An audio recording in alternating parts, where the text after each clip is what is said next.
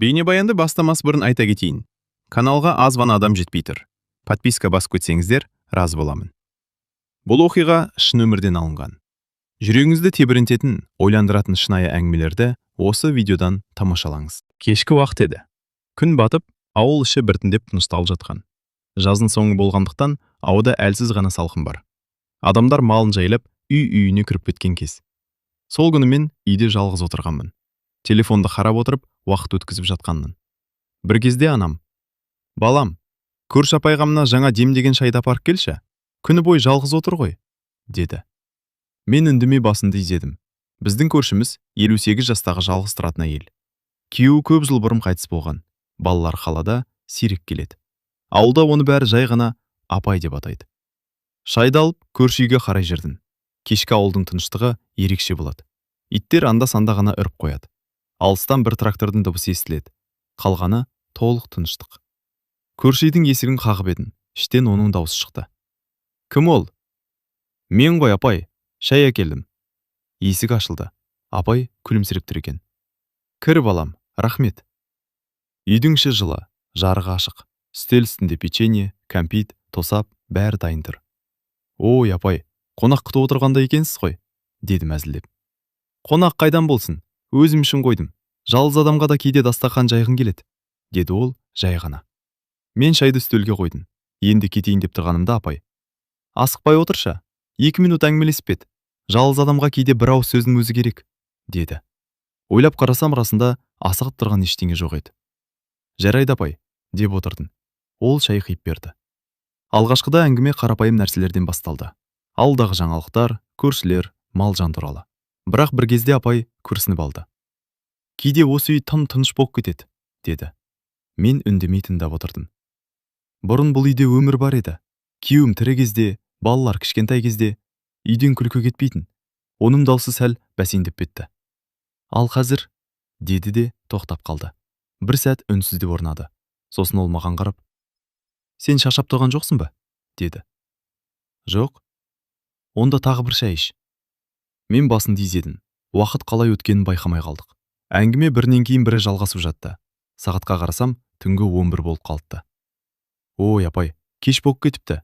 Мен үйге қайтайын», дедім орнымнан тұрып. Ол маған біртүрлі қарап қалды. Сосын жай ғана айтты: «Бүгін ерте кетпе».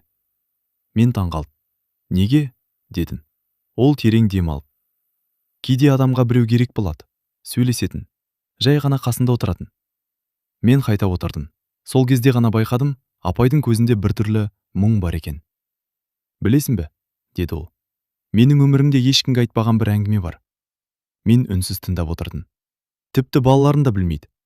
Үйдің ішінде тыныштық орнады. Тек қабырғадағы сағаттың тықылы ғана естіледі. Апай баяу сөйлей бастады. «Мен 58 жаста болсам да, адамдар ойлағандай өмір сүрген жоқпын».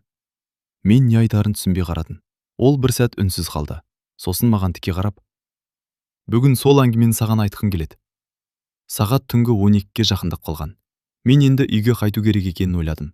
Бірақ апай сөзін жалғастырды: «Сен кетсең, мен тағы жалғыз қалам». Оның даусы бұрынғыдан әлсіз шықты. Сосын жай ғана айтты: «Бүгін кетпе, аздап бірге отырып кет». Сол сәтте мен бұл кеш жай ғана көршіге шай апарып қайтатын кеш емес екенін түсіндім. Ал мен ол үйден таң атқанша шыға алмайтынымды әлі білмеген едім. Үйдің іші тым-тыныш болып кетті. Қабырғадағы сағаттың тықылы ғана естіледі. Сағат түнгі 12-ден асып кеткен. Менің ойымда бір ғана нәрсе тұрды. Апай не айтпақ? Ол бір сәт үнсіз отырды да шайдан бір ұрттап алды. Қолдары сәл дірілдеп тұрғанын байқадым. «Білесің бе, балам? Адамдар сырттан қарап бәрін білеміз деп ойлайды», деді ол баяу. «Қалай сонда?» дедім. «Мысалы, мен туралы ауыл не ойлайды? Күйеуі бар еді, балалары бар, өмірі жаман болмаған деп ойлайды». Ол басын шайқады. Бірақ шындық мүлде басқа. Мен үндемедім. Оның әңгімесі біртүрлі ауыр сезіле бастады. «Мен күйеуіме өте жас кезінде тұрмысқа шықтым», деді апай. «Ол кезде небәрі 19 жаста едім». Ол көзін бір нүктеге тігіп, өткенін есіне түсіріп отырғандай. «Басында бәрі жақсы болды. Үйлендік, балалар дүниеге келді. Ауылдағы адамдар бізді үлгілі отбасы деп ойлайтын». Бірақ ол күрсінді. «Бірақ үйдің ішінде бәрі басқаша еді. Мен сәл еңкейіп тыңдай бастадым. Күйеуім өте тұйық адам болатын. Сыртта ешкімге дауыс көтермейтін. Бәрімен жақсы сөйлесетін. Ал үйге келгенде мүлде басқа адамға айналатын. Қалай? Дедім абайлап. Ашулы. Үнемі ашулы. Ұсақ нәрсеге бола айқай шығаратын. Ол үнсіз қалды. Бірақ ең ауыр нәрсе ол емес еді. Менің ішімде бір түрлі сезім пайда болды. Ең қиыны үйде жылылық болмады. Ол осы сөзді ерекше баяу айтты. Адам кейде тамаққа емес, жылы сөзге мұқтаж болады. Біреу саған қарап күлімсіресе, хал жайынды сұраса, ол тағы бір күрсінді. Ал мен ондайды көп көрмедім. Мен не айтарымды білмей отырдым. Сыртта жел сәл гуілдеп тұр. Керезе әйнегі анда-санда сықыр етеді. Балалар өсті. Бірі қалаға кетті, бірі жұмысқа тұрды. Үй біртіндеп босап қалды. Ол шай құйып жатып тағы сөйледі. Сосын күйеуім ауырып қалды. Қатты ма? Дедім. Иә, 1 жылдай төсек тартып жатты. Ол маған қарады. Сосын кезде мен оған күндіз-түні қарадым. Тамақ бердім, дәрі бердім. Бір ретте тастап кеткен жоқпын. Бірақ оның көзіне қарасам, бір өкініш бар сияқты. Ол қайтыс болғанда, ауыл адамдар маған қарап, бейшара, жесір қалды деді. Ол басын шайқады. Бірақ мен ішімнен басқа нәрсе сездім. Мен таңғалып, қандай? Дедім. Ол бір сәт ойланып тұрды. Босап қалғандай болдым. Бұл сөзді айтқанда өзі де таңғалғандай көрінді. Өйткені өмір бойы бір нәрсені күтіп жүріппін. Нені? Дедім. Ол маған тура қарады. Жай ғана бақытты болуды. Үйдің ішінде тағы да тыныштық орнады. Мен оның сөздерін ойланып отырдым. Сосын апай баяу сөйледі. Бірақ бір нәрсе бар. Оның даусы өзгеріп кетті. Мен оны ешкімге айтқан емеспін. Мен үндемей күтіп отырдым. Ол тағы бір ұрттам шай ішті. Күйеуіммен бірге тұрған 30 жылдан астам уақыт ішінде мен өзімді бірде-бір рет бақытты әйел сияқты сезінген емеспін. Бұл сөз мені қатты таңғалдырды. Ол жалғастырды. Адамдар жылдар өтті, бәріне үйреніп кетесің дейді ғой. Иә. Бірақ кейбір нәрсеге үйрену мүмкін емес. Сосын ол маған біртүрлі көзқараспен қарады. Сондықтан кейде түнде ұйықтай алмаймын. Неге? Дедім. Өйткені ойлаймын, менің өмірім осылай өтіп кетті ме деп. Сағатқа қарасам, түнгі 1 болып қалыпты. Мен орнымнан тұрайын деп едім, бірақ апай кенет айтты. Әлі кетпе. Мен қайта отырдым. Ол маған жақынырақ еңкейіп. Мен саған осының бәрін неге айтып отырғанымды білесің бе деді. Жоқ. Ол біраз үнсіз қалды. Сосын күтпеген сөз айтты. Өйткені мен сенен бір нәрсе сұрағым келеді. Мен таңырқап, қандай нәрсе? Дедім. Ол бір сәт көзімді тік қарап тұрды. Сосын жай ғана айтты. Егер мен саған бір өтініш айтсам, сен бас тартпайсың ба? Мен не айтарымды білмей қалдым. Үйдің ішінде тыныштық күшейе түсті. Ал мен сол сәтте бұл түн одан да күтпеген жағдайларға қаратын әлі түсінбеген едім. Үйдің ішінде ауыр тыныштық орнады. Қабырғадағы сағаттың тықылы ғана анық естіледі. Сағат түнгі 1-ден асып біткен. Мен апайдың жаңа айтқан сөзін ойланып отырдым. Мен сенен бір нәрсе сұрасам, бас тартпайсың ба? Бұл сөз жай ғана сұрақ емес сияқты еді. Қандай өтініш? Дедім ақын. Апай бірден жауап бермеді. Терезеге қарап біраз отырды. Сыртта ауыл толық тынышталып қойған. Кек анда-санда бір иттің үргені ғана естіледі. Ол терең дем алды. Білмеймін, саған айту дұрыс па, жоқ па? Мен ештеңе демедім. Бірақ бүгін айтпасам, мүмкін тағы ешқашан айта алмаймын. Ол маған қайта қарады. Көзінде қорқыныш пен батылдық аралас бір сезім бар. Білесің бе, балам, адам жас кезде көп нәрсені кейінге қалдырады. Қалай? Дедім. Уақыты келеді, кейін болады деп жүре береді. Ол басын шайқады. Ал бір күні оянып қарасаң, уақыт өтіп кетіпті. Мен оның сөзін үнсіз тыңдап отырдым. Мен де солай өмір сүрдім, деді апай. Күйеуім тірі кезде үндемедім, балалар шынштадым. Бір күні бәрі өзгереді деп ойладым. Ол күрсінді. Бірақ ештеңе өзгермеді. Сосын маған қарап. Қазір мен 58 жастамын. Үйдің жарығы оның жүзін анық көрсетіп тұр. Жасына қарамай, жүзінде бір ерекше сұлулық бар еді. Кейде айнаға қарап ойлаймын, деді ол. Менің өмірім қайда өтті деп. Мен үнсіз қалдым. Ол сөзін жалғастырды. Білесің бе, мен өмір бойы бір нәрсені қатты қаладым. Нені? Ол біраз үндемей отырды. Сосын жай ғана айтты. Жай ғана. Біреудің жанында өзімді тірі адам сияқты сезінуді. Бұл сөз мені біртүрлі ойға қалдырды. Ол тағы сөйледі. Қазір менің балаларым бар, туыстарым бар. бірақ олардың әрқайсының өз өмірі бар. Ал мен осы үйде жалғызбын. Сыртта жел күшейе бастады. Терезе сәл сыңғырлап қойды. Апай маған жақынырақ еңкейіп: «Сондықтан бүгін сені тоқтаттым», деді. Мен оның сөзін түсіне бастағандай болдым. Мен жай ғана бір түн жалғыз қалғым келмейді. Ол бұл сөзді өте баяу айтты. Мен не дерімді білмей отырдым. «Қорықпа», деді ол кенет күлімсіреп. «Мен сенен жаман нәрсе сұрамаймын».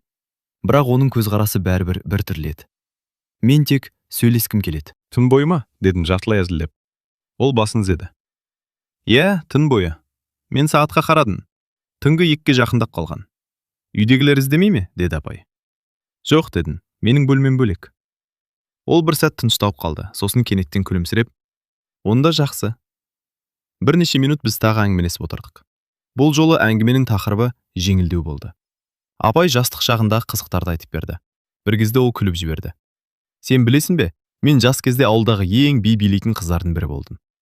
«Рас па?» дедім таңғалып. «Әрине. Той болса мені міндетті түрде ортаға шығаратын». Оның жүзінде сол кездерде еске алған қуаныш байқалды. Бірақ сол сәтте ол кенет үнсіз қалды. «Қызық», деді баяу. «Сол кезден бері мен түнде біреумен осылай ұзақ сөйлескен емеспін». Сағат 3-ге жақындап қалған. Мен орнымнан тұрып: «Апай, мен кетейін бе?» дедім. Ол бірден жауап бермеді. Сосын ақырын ғана айтты: «Әлі ерте». «Ерте?» «Иә». Ол маған қарап: «Бүгін мен ұйықтағым келмейді». Мен таңғалдым. «Неге?» Ол жай ғана жауап берді: «Өйткені бүгін мен ұзақ уақыттан бері алғаш рет өзімді жалғыз сезінбей отырмын». Бұл сөз менің жүрегіме біртүрлі әсер етті. Сол сәтте мен бұл түннің әлі де ұзақ жалғасатынын түсіндім. Ал ең қызығы, бұл түннің ең күтпеген сәттері әлі алда еді. Сағат түнгі 3-тен асып кеткен. Ауыл іші мүлде тыныш. Сыртта тек желдің баяу гуілі ғана естіледі. Үйдің ішінде екеуміз ғана отырмыз. Шай әлде қашан суып қалған, бірақ әңгіме тоқтаған жоқ. Апай креслоға жайғасып, терең ойға кеткендей көрінді. Мен де үнсіз отырдым. Осы түннің өзі біртүрлі сезім қалдырып жатқан. Бір кезде апай басын көтеріп маған қарады. «Шаршаған жоқсың ба?» деді. «Жоқ», дедім. «Ұйқың келмей ме?» «Жоқ, апай». Ол күлімсіреп қойды. «Жас кезде ұйқы тез қашады ғой». Бір сәт үнсіздік орнады. Сосын ол кенет сұрады: «Сен ешқашан өмірің туралы қатты ойланып көрдің де?» «Қалай?» «Мысалы, мен дұрыс өмір сүріп жүрмін бе?» деп. Мен иығымды көтердім. «Кейде ойлаймын». Апай басын изеді. «Мен де соңғы жылдары көп ойлайтын болдым». Ол терезеге қарап отырып сөзін жалғастырды. «Әсіресе түнде». «Неге түнде?» «Өйткені түнде ешкім жоқ. Адам өз ойымен ғана қалады». Ол тағы күрсінді. Сол кезде өмірдегі көп нәрсе есіне түседі. Ол маған бұрылды. «Білесің бе, менің тағы бір құпиям бар». Мен таңғалып: «Тағы ма?» дедім. «Иә». Ол біраз үнсіз қалды. «Мен оны ешкімге айтқан жоқпын». «Неге?» «Өйткені адамдар түсінбейді. Үйдің жарығы оның жүзіндегі әрбір өзгерісті анық көрсетіп тұр». Ол бір сәт ойланып отырып: «Мен жас кезінде бір үлкен қателік жасадым» деді. Мен бірден қызығып кеттім. «Қандай қателік?» Ол маған қарап біраз отырды. «Мен өзім қалаған өмірді таңдамадым». «Қалай?» «Мен жүрегімді емес, адамдардың сөзін тыңдадым». Ол баяу сөйледі. «Жас кезде бір адамды жақсы көрдім». Бұл сөз мені таңғалдырды. Бірақ оған тұрмысқа шықпадым». «Неге?» «Ата-анам қарсы болды». Ол басын төмен түсірді. «Сөйтіп мен басқа адамға тұрмысқа шықтым». Үй ішінде ауыр тыныштық пайда болды. «Кейде ойлаймын», деді ол. «Егер сол кезде батыл болғанында өмірім басқаша болар ма еді» деп. Мен оның жүзінен өкінішті көрдім. «Ол адам қазір қайда?» дедім. Апай сәл ойланып: «Білмеймін». «Көрмедіңіз бе кейін?» «Жоқ, тек бір рет». «Қашан?» «Көп жылдан кейін». Ол баяу күлімсіреп қойды. «Ол кезде бәрі кеш еді». Сосын апай орнынан тұрып терезеге жақындады. Сыртқа қарап біраз тұрды. «Кейде өмір адамға екінші мүмкіндік бермейді», деді ол жай ғана. Мен не айтарымды білмедім. Сағат 4-ке жақындап қалған. Мен орнымнан қозғалып: «Апай, таң атып қалды ғой», дедім. Ол терезеден бұрылып: «Иә, уақыт қалай өтті?» деді. Сол сәтте: «Тоқ! Тоқ!» тоқ! Үйдің есігі кенет қатты қағылды. Екеуміз бірдей селк ете қалдық. Апай маған қарады. Бұл уақытта кім болуы мүмкін? Есік тағы қағылды. Бұл жолы бұрынғыдан да қатты. Мен орнымнан тұрып, Мен қарайын ба дедім. Апай бір сәт ойланып тұрды. Сосын жай ғана айтты. Иә, қарап көр. Мен есікке қарай баяу жүрдім. Сол сәтте жүрегім біртүрлі соғып кетті. Өйткені таң алдында біреудің осылай келуі әдеттегі жағдай емес еді.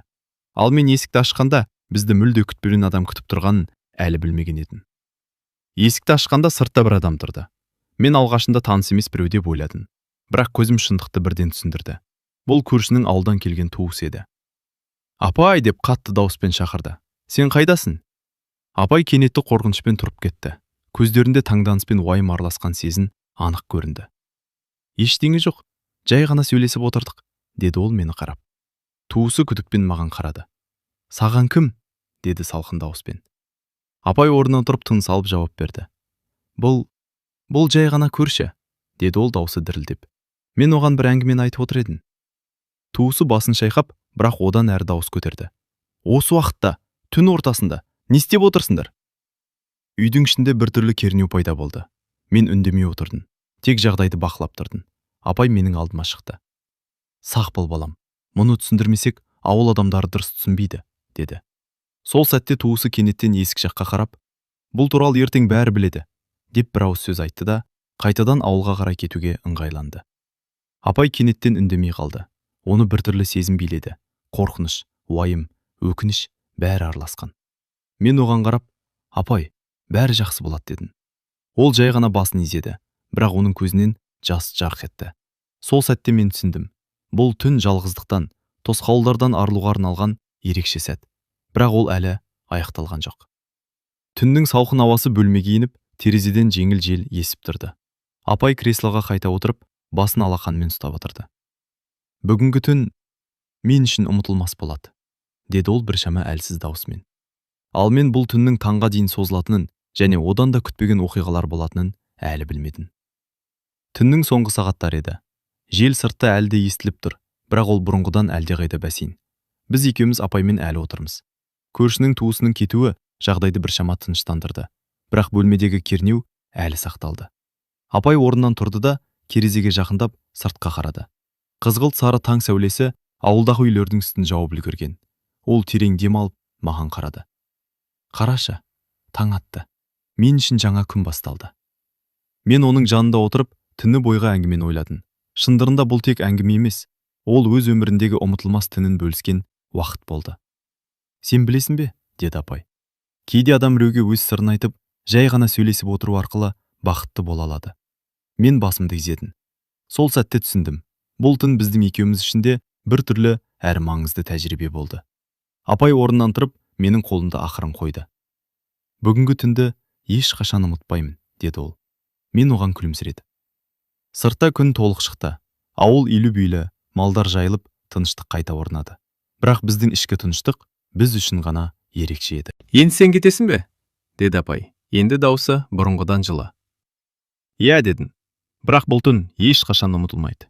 Ол мені ұзақ қарап, соңғы рет күлімсіреді. Солай болсын, деді. Келесі жолда тек әңгімелесуге ғана келесің деп үміттенемін. Мен орнымнан тұрдым, есікті жауып, сыртқа шықтым. Ауылда таңғы тыныштықпен бірге жаңа күн басталды. Ал мен жүрегімде бір ерекше сыр қалдырдым. 58 жастағы көшімнің сол түні мені таңға дейін ұйықтатпауы тек жай әңгіме емес, өмірдегі жалғыздық пен жылылықты сезінудің белгісі еді. Таң атқанда мен түсіндім. Кейде адамдарға ең үлкен сый қолдау мен қарапайым әңгіме.